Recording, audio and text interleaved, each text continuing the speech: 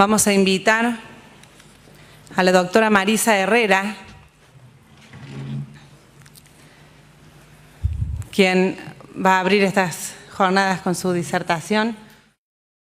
La doctora Marisa Herrera es abogada, doctora en Derecho de la Universidad de Buenos Aires, es investigadora adjunta del CONICET y adscripta del Instituto de Investigaciones Jurídicas y Sociales Dr. Ambrosio Chioggia, Facultad de Derecho de la Universidad de Buenos Aires. Es especialista en Derecho de Familia de la Universidad de Buenos Aires, docente de grado y posgrado de las Universidades de Buenos Aires, de Palermo y Nacional del Sur de Bahía Blanca, asesora de la Comisión de Familia de la Honorable Cámara de Diputados de la Nación, asesora externa del área de protección de UNICEF Argentina, integrante del equipo de redacción del Código Civil y Comercial de la Nación 2014 en los temas correspondientes al área de familia, infancia y adolescencia, coautora del Código Procesal de Familia Modelo elaborado por iniciativa del Consejo de la Magistratura de Ciudad de Buenos Aires, directora e integrante de varios proyectos de investigación sobre distintos temas de derecho de familia de CONICET y UBACIT, autora de numerosos artículos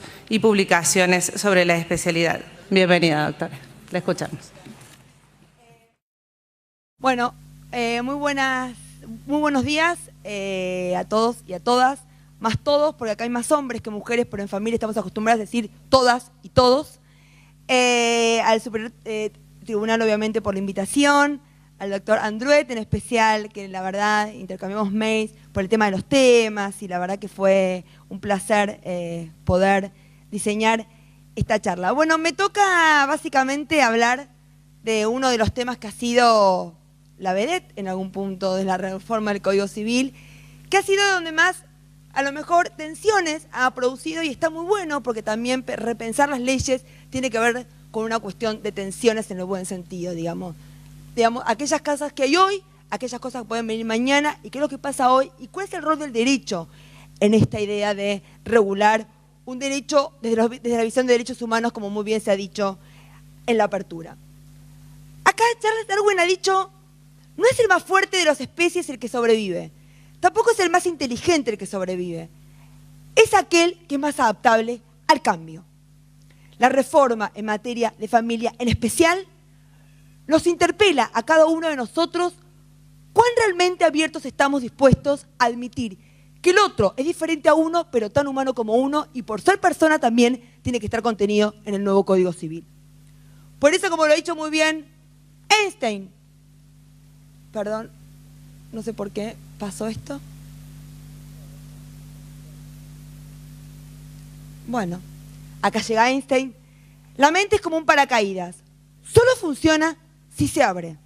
Vamos a poder entender la reforma del Código Civil en materia de familia si somos capaces de al menos un rato poder abrir un poco la mente y poder darnos cuenta que la realidad que nos toca regular es mucho más compleja de aquella que tenía en mente Vélez Sarsfield.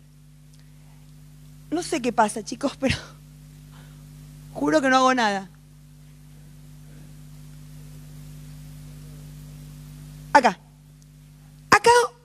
uno dice, primero, a la hora de trabajar no teníamos un Word en blanco. Las que trabajamos en la reforma de derecho de familia no es que teníamos una página en blanco que todo podíamos hacer lo que uno quisiera. Se habían hecho muchísimos avances en el campo del derecho, en especial el derecho de familia en los últimos años, que el Código Nuevo estaba obligado a respetar. Justamente cuando alguien nos decía, ¿cómo no aprovecharon para derogar la ley de matrimonio igualitario? ¿Cómo un grupo de juristas iba a derogar una ley votada por el Congreso democrático? Justamente hubiera sido una decisión antidemocrática hacer eso. Había que hacer un nuevo código, por ejemplo, respetando y profundizando desigualdades que había tenido consigo incluso la ley de matrimonio igualitario. ¿Por qué? Hoy, por la ley de matrimonio igualitario, las parejas del mismo sexo pueden elegir el apellido de los hijos, pero las parejas heterosexuales no. Por lo cual hubo una discriminación inversa.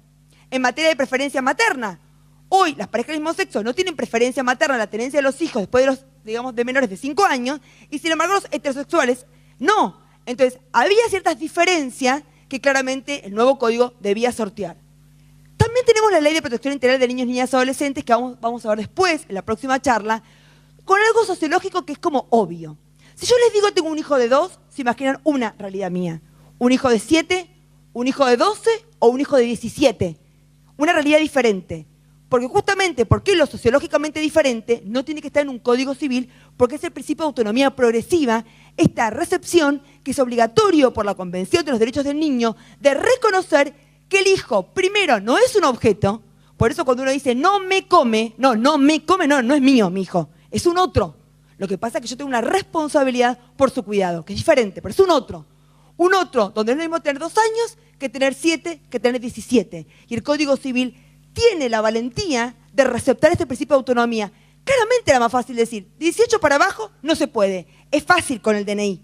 Sin embargo, no respeto el principio de autonomía progresiva, que es un principio constitucional convencional. También tenemos la ley de salud mental. En todo el campo en materia de capacidad también tenemos grandes cambios, justamente con esta idea de capacidad restringida. También tenemos la ley de cobertura médica de técnicas de reproducción humana asistida, lo cual también traía consigo que hoy tenemos una ley que me cubre el Estado y sin embargo no tengo resuelto la afiliación de los chicos nacidos de técnicas de reproducción humana asistida, que luego vamos a ver en la charla después. Entonces, básicamente, estas leyes nos ponían en un lugar donde a la hora de dar de nuevo eran muchísimos los cambios que teníamos que obligadamente receptar en el Código Nuevo. Y tenemos también la ley de identidad de género, que algunos cambios vamos a ver chiquitos, que también, porque nosotros a la hora de redactar el anteproyecto, no teníamos ley de identidad de género. Sin embargo, después sale la ley de identidad de género y uno tenía que respetarlo. Y ojo con esto, porque siempre en el campo del derecho de familia se le ha tenido miedo a los cambios. Con el divorcio, todo el mundo se va a divorciar. Con el matrimonio igualitario, todo el mundo se va a hacer gay.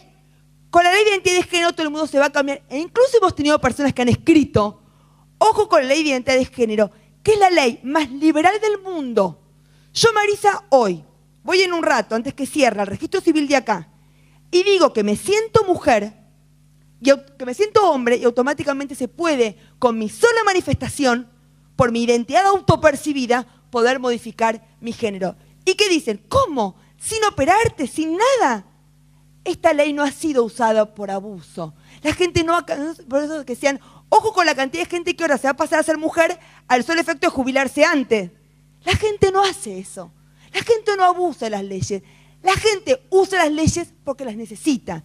Y este colectivo y estos derechos de las minorías ha sufrido años en un cuerpo realmente equivocado y amerita también que tenga su reconocimiento de una visión de derechos humanos. Por lo cual, ampliar derechos implica que el otro es diferente a uno, pero también por ser humano necesita tener su legislación. Y si hay abuso, pues tenemos los principios generales del abuso del derecho. No hay que tenerle miedo. De hecho, yo, Marisa, hoy, ¿puedo ir al registro civil y decir que soy soltera y casarme? Sí, porque no hay un registro unificado. ¿Puedo ir mañana que me voy a Mendoza y decir que soy soltera y estar casada? Y no voy haciendo nulidades del matrimonio por la vida. Y sin embargo se podría hacer, digo, porque también siento que uno tiene miedo y la ley realmente, la gente no usa de las leyes. Tenemos entonces muchas más leyes que era necesario tener. Por eso, otra gran dificultad que hemos tenido en el Código Civil era que respetar de las leyes especiales por su especialidad, por fuera, y seguir que estén afuera, consumidores, salud mental, derechos de los pacientes, y qué poner del núcleo duro en el Código Civil. Y eso es muy importante en el campo de la bioética, porque aquellas leyes que están muy a tono con el avance de la ciencia, como las técnicas de reproducción, es bueno que esté por fuera del Código Civil, porque así puede estar todo el tiempo mucho más dinámicas y actualizándose. Por ejemplo, hace 15 días salió en los medios una chiquita que había nacido de mitocondrias, donde el óvulo era de su mamá, pero parte de ese óvulo era de un donante. ¿Por qué? Porque uno tiene hoy óvulos buenos u óvulos malos, por decirlo así, fértil o infértil. Sin embargo, pueden salvar parte de mi fertilidad del óvulo para que realmente pueda servir algo genético de ese óvulo y se pueda complementar con parte de óvulo donado. Esto no solamente es un avance para aquellas mujeres más añosas, para que sus hijos puedan tener algo genéticamente de uno, sino que además para las parejas del mismo sexo. Porque hoy las dos mujeres que se someten a técnicas de reproducción, una aporta el óvulo y la otra lo gesta. Pero el chico no tiene vínculo genético con las dos. Entonces, estos cambios que permite la ciencia, claramente es muy bueno que esté por fuera del código y que solamente uno regule en el Código Civil el núcleo duro, que en este caso es la filiación. Ahora bien, no solamente teníamos mandas de índole nacionales también que respetar, sino también teníamos muchas mandas de la Corte Interamericana de Derechos Humanos, que es el tribunal que interpreta, el intérprete último de la Convención Americana de Derechos Humanos, que es obligatorio para todos los países que tenemos ratificado la Convención y que además forma parte de nuestro bloque de la constitucionalidad, por lo cual es obligatorio bajo perseguimiento de responsabilidad internacional por violar el artículo 27 de la Convención de Viena sobre el derecho de los tratados. Por lo cual no podía no ver todos estos tratados. Vamos a ver nada más que unos pocos que son muy importantes. Atala Rifo. Atala Rifo, la vez pasada le hacen un reportaje a Diego García Sayán, un peruano, que fue presidente de la Corte Interamericana, y le dice, doctor, ¿cuáles son los 2 fallos más importantes de su gestión como presidente? Y él dice, ni lo dudo, Atala Rifo y Artavia Murillo. Él sabe que tocar los 2 temas más importantes en derecho de familia implica tocar el núcleo duro de los prejuicios y de los cambios sociales. Él sabe que familia, y por eso familia del Código Civil y en la reforma, ha generado tanto debate, porque toca lo más íntimo de cada uno en lo que tiene que ver cómo cada uno maneja sus prejuicios. Y acá, en el caso de la Corte Interamericana, en Atala Rifo, que es el famoso caso de la jueza lesbiana que le saca la tenencia de sus hijas por ser lesbiana, dice, en la Convención Americana no se encuentra determinado un concepto cerrado de familia, ni mucho menos se protege solo un modelo. Y en Fornerón se amplía y dice, no hay nada que indique que las familias monoparentales no puedan brindar cuidado, sustento y cariño a los niños. Esta idea de la familia monoparental como otra forma de familia es importante porque en materia de regulación interna hace muy bien la ley de cobertura médica de técnicas de reproducción de permitir el acceso de las mujeres solas a ser madres por técnicas de reproducción humana asistida. Porque es otra forma de familia monoparental originaria, como también lo ha sido siempre la adopción en la Argentina, que siempre se pudo por persona sola. Te digo, si yo hoy te prohíbo el acceso a las técnicas a mujer sola, te estoy prohibiendo y estoy violando la convención que me permite y me reconoce las familias monoparentales. Y dice, en Atala Rifo, el tribunal constata que en el marco de las sociedades contemporáneas se dan cambios sociales, culturales e institucionales encaminados o desarrollos más incluyentes de todas las opciones de vida de sus ciudadanos, lo cual se evidencia en la aceptación social de parejas interraciales, madres o padres solteros, parejas divorciadas, las cuales en otros momentos no habían sido aceptadas por la sociedad. En este sentido, el derecho y los estados deben ayudar al avance social. De lo contrario, se corre el grave riesgo de legitimar y consolidar distintas formas de discriminación violatorias de los derechos humanos. Por lo cual, estas son mandas que a la hora de regular, teníamos que regular distintas formas de organización familiar. Y más allá, en Atala, lo importante es que se anima a la Corte Interamericana a hablar de otro gran tema tabú, como fue durante el debate de matrimonio igualitario, ¿qué pasa con los hijos que son criados por parejas del mismo sexo? Hace 30 años atrás, decir que uno era hijo de padres divorciados era un estigma. A nadie se le ocurrió prohibir el divorcio para que no haya estigma. Justamente hubo que trabajarlo para que hoy los chicos, si están los padres casados o no casados, divorciados o no, los chicos no se ven estigmatizados por eso. Justamente no es causal de decir, ¿y qué va a decir la del colegio? ¿Y qué va a decir la de su maestra? ¿Y qué va a decir su compañerito? Justamente porque tenga padres del mismo sexo, porque acá la Corte Interamericana lo dice en forma expresa. El argumento de que el principio del interés superior del niño puede verse afectado por el riesgo de un rechazo por la sociedad, la Corte considera que un posible estigma social debido a la orientación sexual de la madre o el padre no puede considerarse un daño válido a los efectos de la determinación del interés superior del niño.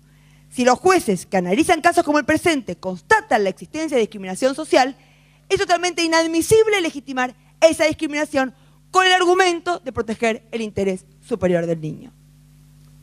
Por lo cual, claramente uno estaba obligado a respetar y hacer un nuevo código sobre esta base de pluralidad e igualdad. ¿Y por qué también? Porque uno sabe que a nivel social ha corrido mucha agua debajo del puente. Primero, porque en el año 1871 había una sociedad totalmente diferente a la que hay hoy. Yo creo que si hoy Vélez Sarsfield sabe que yo puedo ser madre sola con donante anónimo, se vuelve a desarmar al instante. Si Vélez Sarsfield sabe que yo hoy por un teléfono celular puedo saber si mi hijo se levantó a la hora que me prometió que se iba a levantar porque estoy esperando que terminen las vacaciones para que pueda volver al colegio y volver a tener los horarios de siempre. Son cosas, parece poco, pero sin embargo las redes sociales han cambiado un montón. Antes no podíamos pensar en padres o personas que trabajen en Buenos Aires y vivan en Córdoba. Y sin embargo son padres presentes, estando sin embargo trabajando en Capital Federal y viven acá. Entonces, esta idea de los medios también ayuda. Hemos tenido fallos de jueces que dentro de la cuota alimentaria obligan al padre a pagar una computadora con acceso a internet para que el chico se pueda comunicar 3 o 4 veces por la camarita con un padre que está en España. Y uno dirá, pero qué vínculo raro que tienen. El derecho tiene la obligación de mantener los vínculos afectivos en lo que pueda. Y esa es una forma. Porque de hecho, ¿quién es uno también para decir qué familia es normal y qué familia es anormal?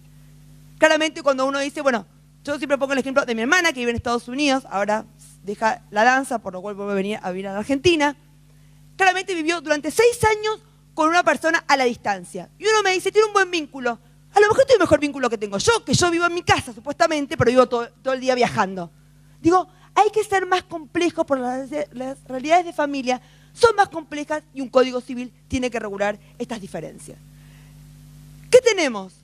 Esta familia Ingalls, supuestamente bien avenida, divina y hermosa, donde nunca nadie se replanteaba nada, es una forma de familia. Sin embargo, tenemos también estas familias más modernas, donde además tenemos una familia nuclear que claramente sigue existiendo, pero es una nuclear más, digamos, de los Simpsons, más en algún punto, más que la de Ingalls, donde está la familia ensamblada, los tuyos, los míos y los nuestros, donde este es un código que le importa el lenguaje, porque el lenguaje tiene una gran fuerza cultural. Yo no hablo más de concubinato como algo negativo, peyorativo, hablo del conviviente. No hablo de la patria potestad, el pater familia, el hombre dueño de la mujer, de la casa y de los hijos. Hablo de la responsabilidad parental. Porque además, alguien te pregunta, vos sobre tus hijos, ¿qué tenés? Nadie dice una gran potestad, no nos sale. Una gran responsabilidad, que no quiere decir que no tenga autoridad. Porque yo respondo, porque estoy en un lugar diferente al otro, de cuidado. Pero no tengo solamente potestad, tengo mucho más como madre, tengo una gran responsabilidad. Entonces hablamos de responsabilidad parental. No hablamos de la madrastra o el padrastro como alguien malo de los cuentos infantiles. Hablamos justamente del progenitor afín. Un señor que no es el padre, pero que vive con mis hijos, de mi segunda pareja, que es una excelente persona, que lo lleva al colegio, que lo puede llevar al médico, que lo lleva... Porque el derecho, cuando silencia, excluye. Y para los chicos no pueden entender que como esta persona que vive con ellos, para el derecho sea igual a nadie. Porque claramente es un referente afectivo que el derecho tiene que incorporarlo. Y esta idea de referente afectivo, y esta idea, porque en definitiva el derecho de familia contemporáneo, lo que le importa es el concepto de socioafectividad, que es nada más y nada menos que el famoso identidad dinámica. La vez pasada salió un fallo, hace ya un tiempo, de daños, miren cómo toda una visión sistémica hay detrás, en el cual era un chico... Nace, un bebé nace, la mujer muere en el parto por un tema de que la madre se queda sin oxígeno en el cerebro. La abuela se hace cargo desde que el chico nació, el chico tiene 38 años, va en una moto, una ruta en Jujuy, provincial, sin luces, por lo cual lo mata, lo pisa un auto. Culpa concurrente, 70-30, bueno, no importa. La pregunta es cuantificación del daño moral, ahora llamado no patrimonial, que van a ver con Sebas Picasso. Uno dice, bueno, ¿cómo lo cuantificó esta abuela? ¿Como una abuela o como una madre? Porque nadie duda que de parentesco es una abuela. Sin embargo, al derecho le importa, en materia de daño, de la afección personal, que haya sido una abuela o que haya sido una madre, un rol de madre. Entonces, a la hora de cuantificar, y vamos a ver cómo estas cuestiones ponen o interpelan al derecho, que siempre ha sido muy rígida la ley para poder realmente incorporar estas diversidades que tenemos. Pero también uno vive una mayor cantidad de años. Con Vélez, uno puede vivir como mucho 30 o 40 años. Mi abuela nunca se preguntó si era feliz con el señor que tenía al lado. Ella se casó con este hombre y tenía que seguir con él, aunque la muera a palos, aunque sea cornudo, aunque sea porque no le quedaba otra. Nosotros tenemos, por suerte, la libertad de elegir con quién queremos seguir estando al lado. Y son relaciones mucho menos hipócritas y más realistas. Ahora más complejas, porque también es cierto que uno vive una mayor cantidad de años y en mejor calidad de vida. Por lo menos desde clase media y clase alta. ¿Por qué? Porque el desarrollo de la ciencia médica ha hecho que enfermedades que antes eran letales, hoy no lo sean. Por eso hay que tener también en cuenta eso. Cuando uno habla de las abuelas cuidadoras, ¡ojo! Porque muchos de nosotros tenemos abuelas, madres, que no pueden hacerse cargo principal de sus nietos porque también trabajan un montón ellas. No está ni bien ni mal, es la realidad social que tenemos, por lo cual lo tenemos que pensar como siempre que antes. Por eso la tutela legal, nosotros derogamos en el Código Nuevo la tutela legal. Porque a priori tampoco las abuelas pueden ser las principales cuidadoras, porque son muchas veces abuelas activas, digamos, que tienen una actividad laboral muy presente, o incluso actividad personal muy presente, el famoso té con las amigas. Esto hace que a la hora de regular, y queremos regular un código, y por eso el artículo 1 del código, además de traer los derechos humanos, que es un elemento, una piedra basal, empieza diciendo los casos. A este código le importa resolverle los casos de la gente. No le importa las grandes doctrinas y decir cosas abstractas, le importa resolverle la vida a la gente. Vidas que son cada vez más complejas. Claro, ¿qué dice acá? Perdón, no me estoy llevando bien, tenemos un problema. Tanto progresismo, creo que le puso mal a este mouse, a este. Nosotros, en el proyecto, el anteproyecto, decimos cuáles son los valores axiológicos, de dónde se construye el Código Civil. Uno de los valores axiológicos es un código por una sociedad multicultural. Y acá ponemos, en materia de familia, se han adoptado unas decisiones importantes a fin de dar un marco regulatorio a una serie de conductas sociales que no se pueden ignorar. De lo que se trata es de regular una serie de opciones de vidas propias de una sociedad pluralista en la que conviven diferentes visiones que el legislador no puede desatender. Esto está puesto en el anteproyecto y es uno de los valores axiológicos sobre el cual se edifica toda la cuestión, el libro segundo, relaciones de familia. ¿Qué hemos querido entonces nosotros?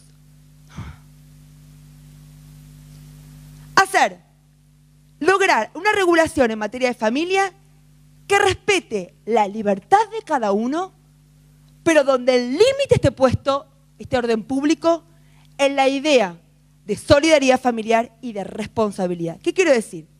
Yo, Marisa, no soy libre totalmente si tengo un hijo. No es que lo puedo vacunar si quiero o no quiero. De hecho, la Corte Federal ha tenido un fallo, famoso fallo en materia de vacunación, que eran unos padres que seguían la línea homeopática y no por eso no vacunaban a sus hijos. La Corte dice, de ninguna manera es un derecho de sus hijos. Ustedes no son los dueños de sus hijos.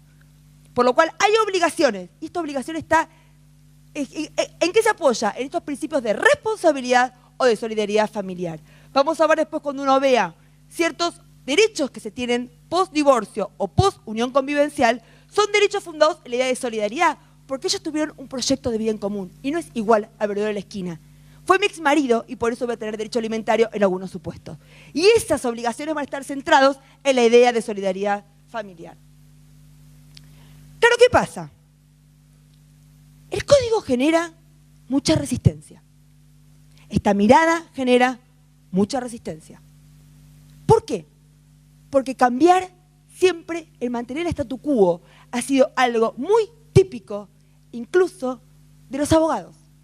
Esta idea del poder, esta idea de no cambiar, esta idea vertical, y hablar de un código más horizontal trae consigo más disyuntiva. Y acá traigo como cita un trabajo que se publicó no hace mucho, de una camarista civil allá en Capital Federal, que dice, el código propuesto trastoca todo aquello que hemos conocido hasta ahora. Incluso el lenguaje, es cierto, porque los cambios sociales traen consigo también un cambio, como dijimos, en el lenguaje. En este sentido, el nuevo código muestra diferencias notorias entre las distintas instituciones del derecho de familia. Así, el lenguaje parece más jurídico en el régimen patrimonial, lo cual es obvio, porque el régimen patrimonial dentro del derecho de familia es lo más jurídico, mientras que se muestra un lenguaje común como si fuera algo despectivo. Común quiere decir que lo entienda la gente, que es un código para la gente. Con menos precisión respecto a la regulación del matrimonio y el divorcio, lo que no permite reconocer una sola pluma. ¿Hubiéramos hecho como hizo Borda o Vélez, que lo hacía uno solo? Lo que nos hubieran dicho. Justamente, ya fuimos 100 y dijeron que no era democrático, se imaginan si hubiera sido uno solo. Y claramente al ser 100 se pierde cierta unidad, aunque sea a la hora de redactar. Pero bueno, uno pone en la balanza y termina siendo un saldo positivo, que haya más voces y más miradas y más especialidades, porque un código trae consigo materias muy diferentes entre sí. Si las reformas parciales o totales deberían ser una continuidad jurídica, lo cierto es que en el código sancionado se perderían muchos años de elaboración doctrinaria y jurisprudencial sobre aspectos fundamentales de la materia. Y esto también es mentira. El código nuevo recepta muchos debates doctrinarios y jurisprudenciales de los últimos tiempos de la mirada constitucional. ¿O no es casualidad que en familia tenemos inconstitucionalidades a rabiar? Filiación, adopción, divorcio. Hoy alguien se quiere divorciar teniendo 2 años de casado, es según el juez que te toque. Y no hay nada peor para la gente que no saber qué reglas se aplican. Trae mucha inseguridad jurídica la cantidad de inconstitucionalidades. Entonces, justamente por eso, no se perderían, sino que se receptaron muchas doctrinas y jurisprudencias sobre la base de esta mirada de derechos humanos. Y esta idea de la resistencia, también tengo un fallo que estuvo circulando hace poco en un medio online, en el cual es un caso de divorcio. ¿Cómo es el caso? Digo, para también ir viendo cómo las cosas todavía cuestan. Típico caso de un matrimonio, totalmente que entre ellos uno inicia una causal culpable, el otro reconviene por otra causal culpable, se traba la litis, ellos supuestamente prueban, creen que prueban, para el juez no están dadas, no probaron las causales, por lo cual el juez rechaza la demanda, por el principio de congruencia, principio procesal. Ahora uno dice, ¿y qué pasa con la vida de la gente? ¿Siguen casadas? Qué raro, ¿no? Uno encima fue con artillería pesada, porque es un divorcio culpable. Le tiró con lo peor de lo peor, diciendo que el otro es la basura más basura, y yo también, porque me está diciendo lo mismo a mí. Voy con testigos que antes eran amigos de los dos y que ahora son amigos míos, y que la audiencia son los míos, y esto genera, y después yo hago ver y sigo casada. Ya por lo menos, fácticamente, que al derecho le importa dar las soluciones a la gente, es un poco, por lo menos, raro de entender para la gente. ¿Qué hace el pobre señor? Trata de salvarla en cámara, diciendo hechos nuevos, que en el interín del proceso ha pasado más de 3 años, por lo cual está la causal objetiva de separación de hechos y voluntad de unirse. ¿Qué le dice Beatriz Arián? Cita el recientemente, el señor pobre, ¿no? Mi amor, cita el recientemente sancionado Código Civil, que dice, pero omite, en ese momento era más tiempo que ahora, omite tener en cuenta que le faltan 16 meses para entrar en vigencia. O sea, ahora seguimos con el código actual y el otro no me importa nada. Bien. Termina lamentándose el hecho de encontrarse ante un callejón sin salida, lo cual es cierto, que obviamente no se advierte porque los artículos 215 y 236, que es presentación conjunta hoy, de la obra maestra de Dalmacio Pasale el corrector, porque va con C, además, texto según la 23.515, que es error, porque en el artículo 215 y 236, el antecedente, ese famoso 67 bis, de Borda, no de Vélez Sarsfield. Y agrega que subsisten con muy buena salud. Y dice, en nuestra Cámara hay un fallo plenario que dice que si ambos no prueban las causales, como la litis se trabó por esas causales, no ha lugar a estos hechos nuevos, entre comillas. ¿Y qué dice? Y ella es así por una muy sencilla razón. He sido la autora del voto preopinante con adhesión plena de mis pares. Y esto también hay que hacer una mea culpa y hay que tener una visión. Sí. Eso no importa. Ese es un comentario re machista, ¿eh? 8 de marzo, para algo se festeja. Digo, no importa que sea mujer u hombre. El tema tiene que ver con el poder, con el manejo mal del poder. Como fue un voto que hice yo, no me importan las cosas que cambien, pero yo voy a seguir sosteniendo esto. Es el famoso que nada cambie. Y justamente es muy bueno, y hasta la democracia, admitir que uno también va cambiando sus ideas y sus opiniones sobre una visión de derechos humanos. Por lo cual, obviamente, le dicen que no, y estos señores siguen casados, esperando que el nuevo Código Civil salga lo antes posible. Muy bien. En este marco, de diversidades, perdón porque vengo dando tanta cantidad de clases que ya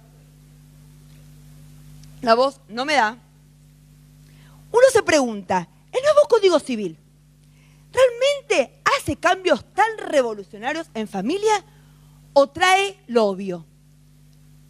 Digo, ¿teníamos mucho margen más para traer muchos otros cambios o en realidad esto era lo que tenía que venirse? Acá tenemos el libro, en un solo libro compilamos todo lo que tiene que ver con las relaciones de familia. No seguimos claramente, no seguimos acá al propio Vélez Sarsfield, que todo el tema de régimen de bienes creía que era un contrato de sociedad conyugal y lo pone en la parte de los contratos. Digamos, acá unificamos. El régimen de bienes tiene que ver con un tema del derecho de familia y lo ponemos acá.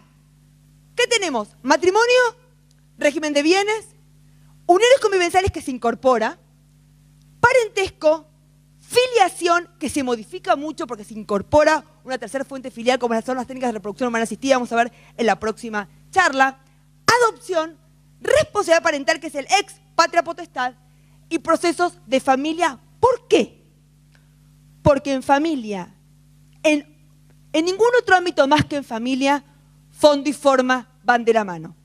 Si yo no tengo una forma adecuada al fondo, termino violando el fondo. Si yo tengo un proceso de alimentos que me dura 7 años, violé el fondo. Si yo tengo un proceso de adopción para decidir la adopción de un chico que tardo 13 años, estoy violándole al chico, no saben qué cantidad de derechos humanos. Y es fondo. Y si yo tengo un juez que realmente es un juez especializado en conocer en estos temas, también estoy violando el fondo. Porque la especialidad, y por eso lo ponemos en la parte de procesos de familia, también hace a la formación y a quien está mejor preparado para dictaminar en este tipo de conflictos. Vamos ahora a la relación entre adultos, de cómo estos principios de derechos humanos hacen eclosión en el texto. ¿Cuál es el artículo? Porque yo tengo una mirada constitucionalizada del derecho civil, tengo que primero entrar por la Constitución para ver si hay algo de ahí que me está dando la pauta cómo regular en el plano inferior. Y en materia de adultos, el artículo básico es el famoso 19 de la Constitución Nacional que dice: las acciones de los hombres, privadas de los hombres, que de ningún modo ofendan al orden y a la moral, ni perjudiquen a un tercero, están solo reservadas a Dios y exentas de la autoridad de los magistrados. La pregunta es, ¿qué le importa o le debería importar al Estado en materia de divorcio y qué hace a una injerencia estatal ilegítima? ¿Cuál es el rol del Estado al regular el divorcio? Y acá también ha habido muchísimos cambios. ¿Por qué? Primero, en materia de cómo el principio de autonomía progresiva hace eclosión en materia de matrimonio. ¿Qué pasó? Argentina tenía que hacer un informe al Comité de Derechos del Niño por el cual estaba obligado a equiparar la edad legal. No podíamos tener mujeres a una edad, hombres a otra, 16 a 18. Cuando suben a 18, justo había un proyecto de ley que bajaba la mayoría de edad de 21 a 18, ¿me siguen? Por lo cual, yo puse la edad legal a la mayoría de edad.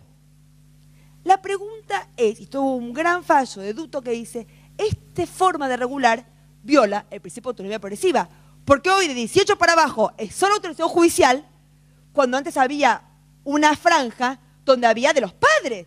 Si los padres mismos están de acuerdo con la propia persona que se quiere casar, acto personalísimo, pues ¿para qué tiene que ir a la justicia? Por lo cual lo que hacemos es modificar y hacemos 16 para abajo judicial, 16 para 18 con la autorización de los padres, por lo cual tengo que volver a agregarle el famoso 64 cuáter como acto jurídico del 645, el código que viene, y 18 en adelante ya sos mayor, por lo cual te puedes casar sin autorización de nadie. Digo, parece poco, el tema de salud mental.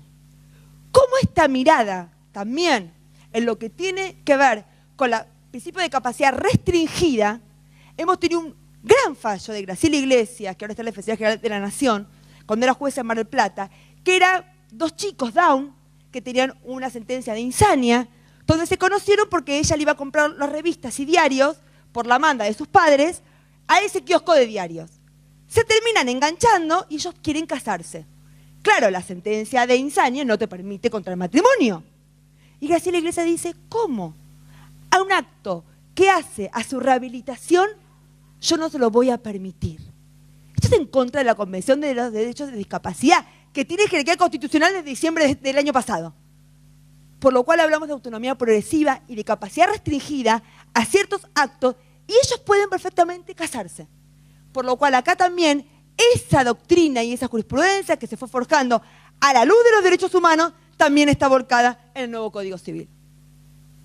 También, y ya entrando a divorcio, hoy la gente se divorcia mejor.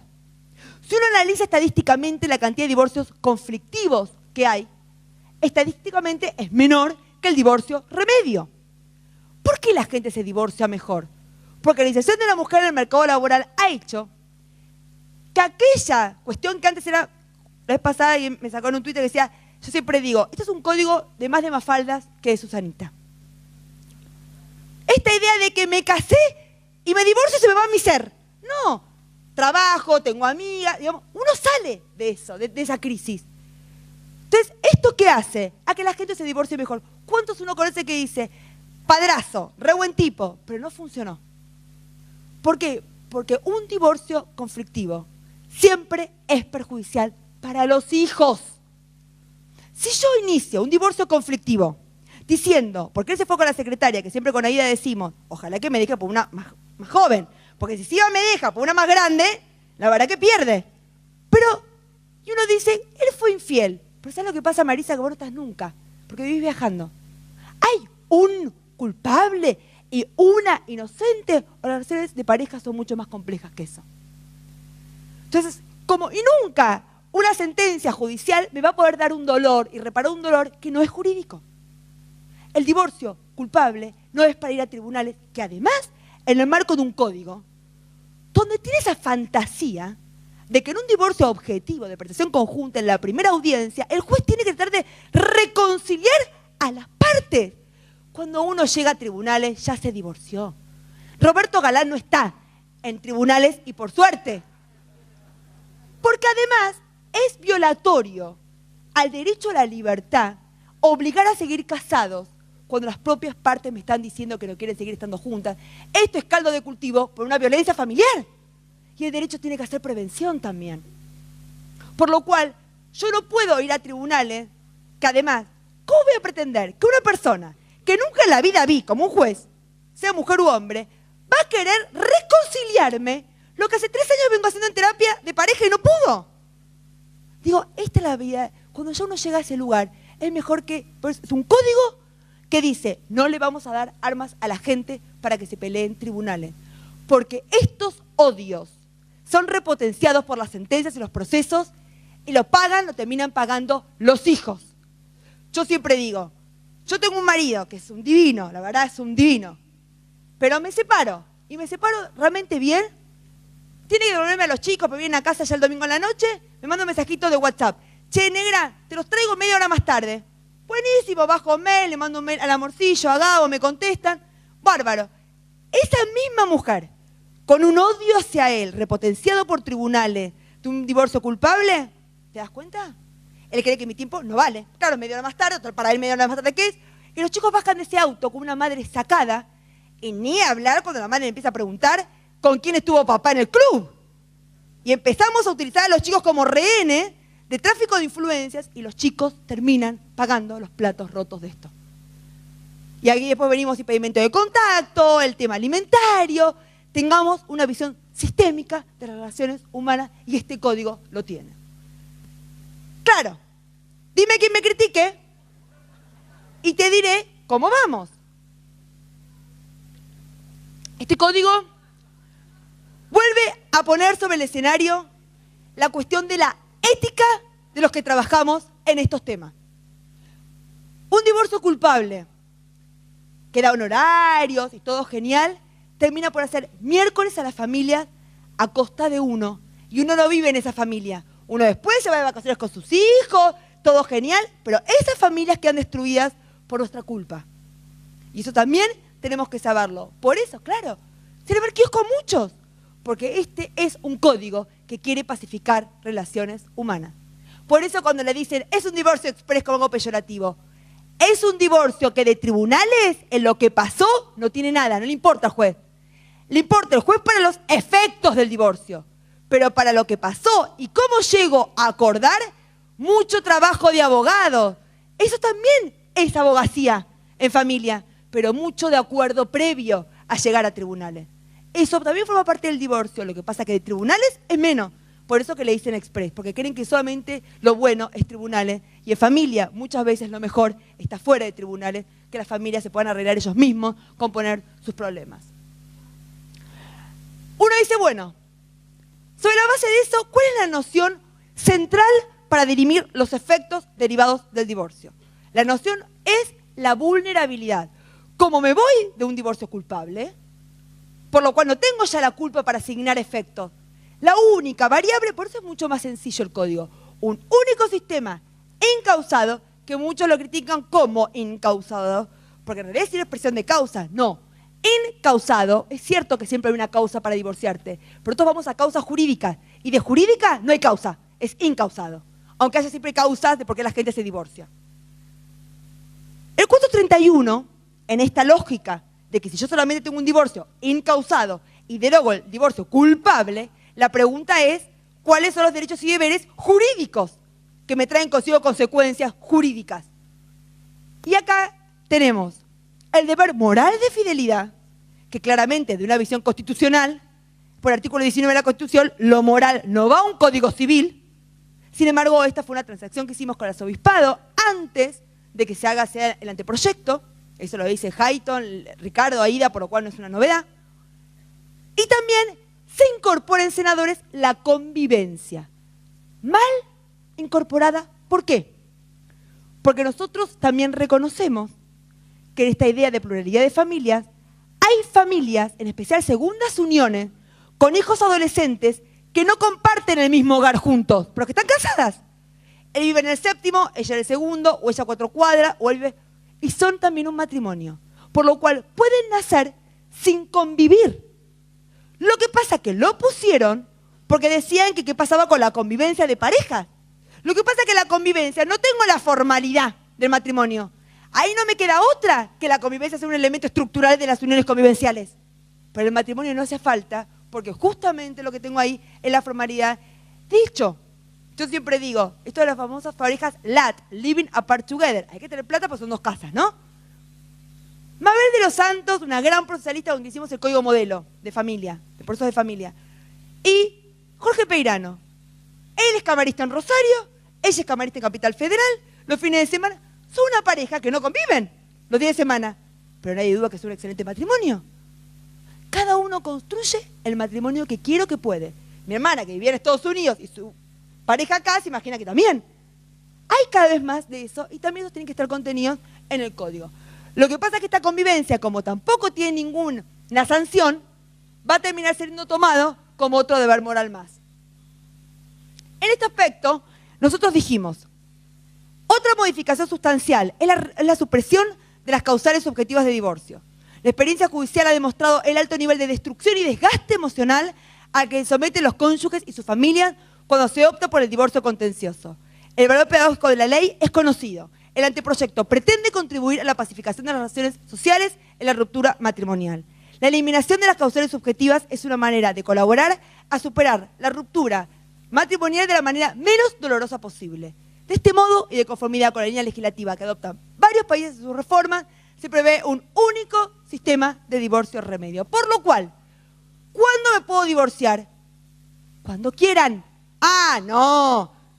Es que uno le tiene miedo. Yo no, porque el 1 de agosto esté el divorcio causado, me voy a divorciar. Esta idea del miedo de que si la ley no fija plazo, ¿qué? ¿Tenés que tener un plazo para seguir estando con el otro? Pregúntate entonces qué vínculo tenés con el otro. Si tenés que tener obligatoriamente por una ley que te obliga a tener un plazo. Y también unilateral como bilateral. ¿Por qué? El matrimonio se celebra a 2 y se sostiene de a 2. Si ya el otro no quiere seguir estando conmigo, no puedo obligarte a que me quieras. La ley tiene un límite también en eso. Entonces justamente es unilateral o bilateral. Ahora vamos, que esta tiene una mirada, como dijimos, sistémica. ¿Por qué? Porque los divorcios destructivos terminan perjudicando la idea de coparentalidad. Esta idea tan simple que hace el artículo 18 de la Convención de los Derechos del Niño, los chicos tienen derecho a tener vínculo con ambos padres. ¿Qué sistema legal es el que mejor se condice con esa manda constitucional convencional? Aquel que el divorcio, la ruptura de la pareja, influye lo menos posible en el vínculo con los hijos. ¿Y cuál es ese? Que tras la ruptura no haya un padre principal, las madres, y otro padre periférico. Eso también lo vamos a ver porque es un elemento importantísimo, pero esta coparentalidad la puedo construir solo si tengo un sistema de divorcio encauzado. Por eso acá Mafalda, esto de que siempre ha sido esa nenita ácida que nos interpela con las cuestiones sociales del rol de la mujer, dice, mamá, ¿qué te gustaría hacer si vivieras? Y esto de la coparentalidad es importantísimo. Las mujeres seguimos teniendo vínculos con los hijos sobre la base de la culpa. Las mujeres que trabajamos un montón nos da culpa porque somos las principales responsables de las cuestiones de la casa. A mí me ha pasado cuando la directora del colegio me dice, pero Marisa, ¿por qué no venís a reuniones de padres? A mi marido, ¿le preguntaste lo mismo? Porque nos ayuda la idea de responsabilidad en serio compartida. Y esto es preventivo para la violencia de género. Porque mi hijo, que vivió siempre en una familia de igualdad, donde cocina uno o el otro, donde si nos llamamos al delivery, esto hace de que él no va a formar un vínculo con una mujer de sumisión, porque nunca en su familia tuvo una educación de lo que le debería ser una mujer. Claro, el Código Civil puede ayudar mucho con la coparentalidad a esto, pero seguimos teniendo la violencia, digamos, simbólica de los medios de comunicación, donde para el Día de la Madre tenemos las 12 cuotas de lavarropa, para el Día de la Madre yo no quiero lavarropas. Una cartera, zapatos, otra cosa, pero lavarropa no quiero. O la publicidad de los autos, como si un tipo que tiene un buen auto va a tener una mina como si fuese un objeto. Esas publicidades siguen repotenciando roles estereotipados y tradicionales que no están a tono con la realidad de hoy. En definitiva, y por eso Zapatero, cuando saca su ley de igualdad, dice, si tú nos educas igual, seremos iguales. El Código Civil, en el sistema, de hecho ahora yo tengo que ir a hablar al colegio de mis hijos sobre qué implica el Código Civil en estas cuestiones a los chicos, implica autonomía e implica justamente, acá está la verdadera transformación cultural de muchas de las cuestiones que hoy todavía seguimos teniendo pendientes. Entonces tenemos un divorcio que puede ser bilateral, donde ¿qué pasa? Acá puede ser un matrimonio en el cual está de acuerdo en divorciarse, acuerdan todos los efectos, por lo cual es como el divorcio pipí cucú, el fácil. ¿Qué hace el juez? Dicta sentencia y homologa, fácil. Puede ser que estén de acuerdo en divorciarse, en algunos efectos sí están de acuerdo y en otros no. En esos que no, cada uno hace su propuesta. Yo estoy de acuerdo en alimentos a los chicos tanto plata, pero en la atribución de la vivienda creo que me corresponde a mí porque tal y tal cosa. ¿El juez qué hace? En la audiencia trata de conciliar lo que falta, pero dicta sentencia, homologa lo que están de acuerdo y si no hay acuerdo en lo otro, va por incidente o va por la vía que corresponda. O puede ser que solo estén de acuerdo en divorciarse, pero los efectos no comulgan en nada, por lo cual cada uno dará su propuesta de qué es lo que cada uno cree que tiene derecho tras el divorcio. Por lo cual el juez ahí sí, en la audiencia va a tratar de por lo menos conciliar algo que se pueda y si no irá. Esto es un trabajo de ir sacando de la justicia los problemas que ya están cerrados. Este efecto está acordado afuera, pero siempre habiéndose ya divorciado porque no hay cuestión de poder poner en tela de juicio el vínculo matrimonial. Unilateral, tengo que darle traslado al otro. Ahí lo hago yo, hago una propuesta, traslado al otro, el otro puede ser que esté de acuerdo con algunos puntos de la propuesta. Lo que no puede estar es no acuerdo con el divorcio, porque digamos, lamentablemente yo ya no te quiero más. Ahora, el juez en la audiencia trata de acercar a las partes en aquellas cosas que están de acuerdo, homologa, y ahí también se van con la sentencia de divorcio. Es un trámite mucho más rápido. Esto tiene claramente incidencias en lo que tiene que ver con los efectos. Acá los efectos, rápidamente voy, la vedette es la famosa compensación económica, que ya se esbozó en una gran sentencia en el voto de Lázaro y de Suprema Corte. ¿Cómo en el caso? Era una mujer que tiene una enfermedad, que tenía que tener una acompañante terapéutica. Si ella inició el divorcio, culpable. La verdad, él no era culpable. Pero si yo te saco la sentencia por separación de hechos, a ella le queda nada más que alimentos de extrema necesidad. No puede cubrir toda la rehabilitación que tenía que cubrir y una persona que la cuide y todo eso. Por lo cual, la disyuntiva era, o te invento una causal culpable y al pobre señor le miento en la justicia porque el señor no era culpable, para que le queden los elementos de los 207, para mantener el estado de vida que tenían durante la vida en común. O te soy sincera y te digo, 214 segundos, pero a ella la dejo en desprotección. Y ahí por eso De Lázari dice, en este caso, debería ser, y acá dice, en función del principio con arreglo al cual se efectivice la igualdad y equilibrio entre hombre y mujer en las relaciones familiares, así como el principio de cumplimiento de las obligaciones internacionales, con base a los tratados internacionales que tienen jerarquía constitucional, se han abierto paso a la moderna doctrina de las compensaciones económicas. Miren cómo es otra figura que viene auspiciada por los derechos humanos y que regulamos y receptamos en el nuevo código. A tal punto que el 441 dice, el cónyuge al quien el divorcio produce un desequilibrio manifiesto que significa un empeoramiento de situación y que tiene por causa adecuada el vínculo matrimonial, tiene derecho a una compensación. ¿Qué casos pensamos? De familias más tradicionales, de mujeres que tenían a lo mejor una carrera, pero que por su marido se fueron a estudiar afuera, se fueron a seguirlo afuera, dejaron su trabajo, por lo cual después de 20 años, yo Marisa dejé el CONICET, dejó de dar clase, dejó de dar charlas. Claro, después de 20 años perdí de estar en el mercado laboral. Eso tiene un costo económico que tengo que ser compensada. Pero es un tema de culpa o no culpa en el divorcio, es un tema de compensación por el principio de solidaridad familiar y de responsabilidad. Y le damos pautas a los jueces. ¿Por qué? No es lo mismo, yo Marisa vuelvo después de 20 años y tengo 75, que el mercado laboral ya está afuera, que yo Marisa me divorcié teniendo 30 y vuelvo al mercado laboral a los 40. No es lo mismo, yo Marisa vuelvo al mercado laboral siendo abogada que siendo oceanógrafa y no vuelvo a Puerto Madryn, vuelvo a Buenos Aires. Bueno, son temas...